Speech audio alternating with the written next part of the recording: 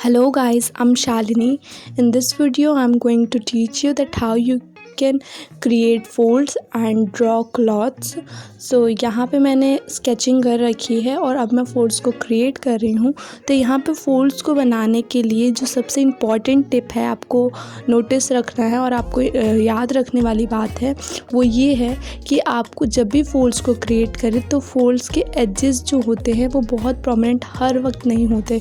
कहीं कहीं के शैडो में आपके एजेस जो होते हैं थोड़े प्रोमिनेंट होते हैं बट हर जगह नहीं होते। तो आपको ये बहुत ज़्यादा ध्यान रखना होगा कि कहाँ पे एजेस हैं अच्छे से दिखाई दे रहे हैं और कहाँ पे नहीं। और फोल्ड्स को आप जब भी क्रिएट करें तो उनको ब्लेंड करना बिल्कुल ना भूलें।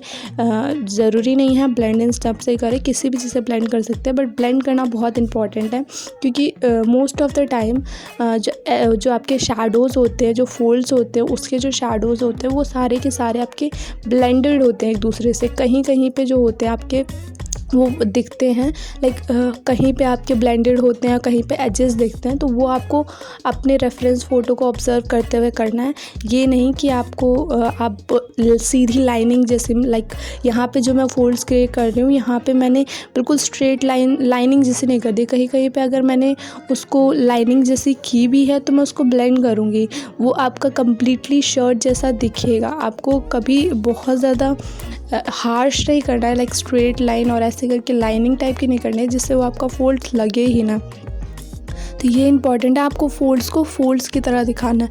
और दूसरा इम्पॉर्टेंट बात ये है कि जब भी आप क्लॉथ्स को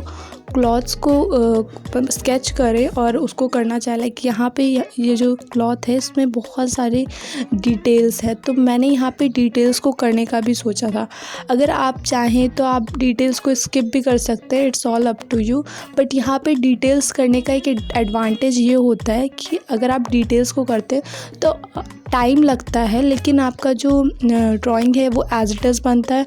और दूसरा एडवांटेज ये है कि डिटेल्स जो होते हैं एक दूसरे से बहुत कम डिस्टेंस में कनेक्टेड होते हैं। तो ये कम डिस्टेंस में कनेक्टेड होने की वजह से आपको एक एडवांटेज ये मिल जाता है कि आप ऑब्ज़र्व कर पाते हैं कि इस पॉइंट के बाद इस पॉइंट पे आपका सेकंड पॉइंट आ रहा है। कोई भी चीज़ जो आपको ड्रॉ करना है तो वो आसपास आपको रेफरेंस में देखने में ईजिली मिल जाता है।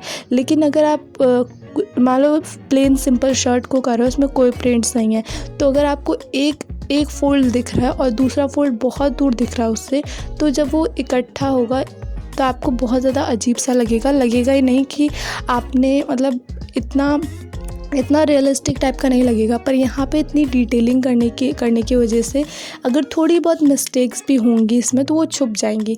तो ये ज़्यादा बेटर पॉइंट होता है। एज अ बिगिनर अगर आप चाहें तो इसको ट्राई ज़रूर करें। हाँ, ये टाइम टेकिंग तो बहुत ज़्यादा है क्योंकि मुझे ये शर्ट को कंप्लीट करने में ऑलमोस्ट 4 to 5 आवर्स लग गए थे और मोर देन दैट। लेकिन अगर आप एक बार ट्राई करेंगे तो आपको बहुत अच्छा लगेगा।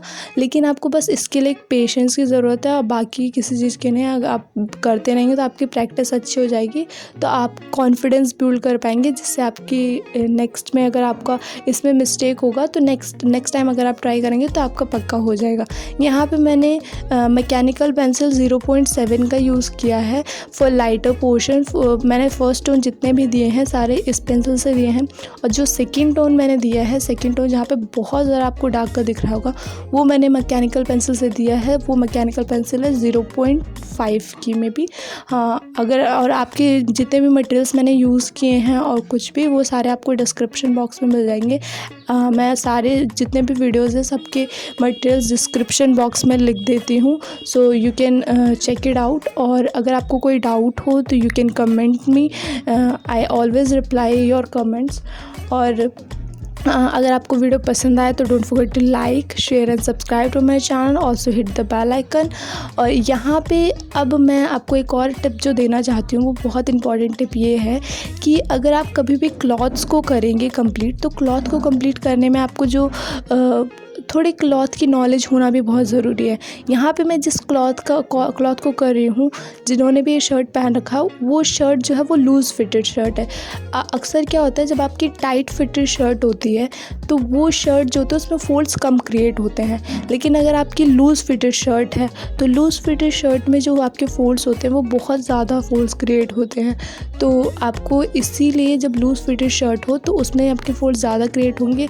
इन केस अगर आप ऑब्जर्वेशन से बनाना चाहते हैं और किसी वजह से भी कैसे बनाना चाहते हैं, तो आपको ये बहुत इंपॉर्टेंट है कि ध्यान रखने के लिए कि किस में फोल्ड्स ज़्यादा क्रिएट होते हैं, किस में कम क्रिएट होते हैं, किस में एजेस ज़्यादा क्रिएट होते हैं, किस में कम होती हैं, डिटेलिंग्स कैसे की जाती हैं, ये सारी चीज़ें।